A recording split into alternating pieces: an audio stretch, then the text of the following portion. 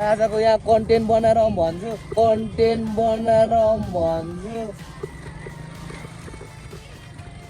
म चाहिँ अनि फेरि ब्याक टु ब्याक आइसकेको छु।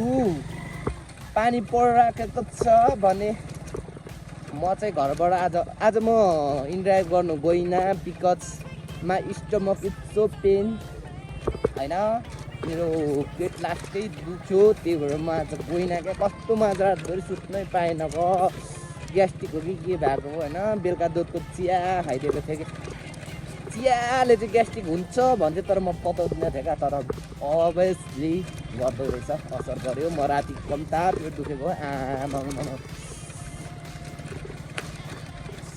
अनि म चाहिँ अहिले यसो बाहिर निस्केको, अघि घरमा सानो काम थियो। अनि म लगभग 9-10 बजीसम्म नै सुतेँ आज। अनि त्यस्तै छ गाइस, बाटो यस्तै छ होइन। बाटो चाहिँ मलाई यस्तै मनपर्छ, पिच भन्दा नि यस्तोमा चाहिँ सरर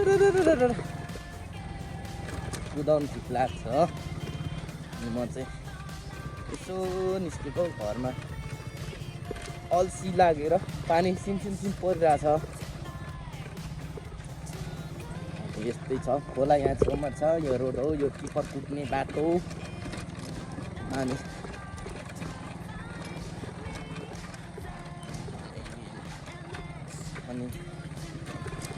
भोलि चाहिँ हामी रानीपनको जोमाचो भन्ने ठाउँमा हाइकिङ जाँदैछौँ। भोलिको दिनमा भ्लग त्यहाँको हुनेछ होइन। हामी 6-7 जना हुन्छ मलाई यहाँबाट रानीवनसम्म, माछा पोखरीसम्म गाडीमा, त्यहाँबाट टिकट काटेर सरर जाने हो। अगाडि डक्सहरू वाउ, सो ब्युटिफुल डक्स।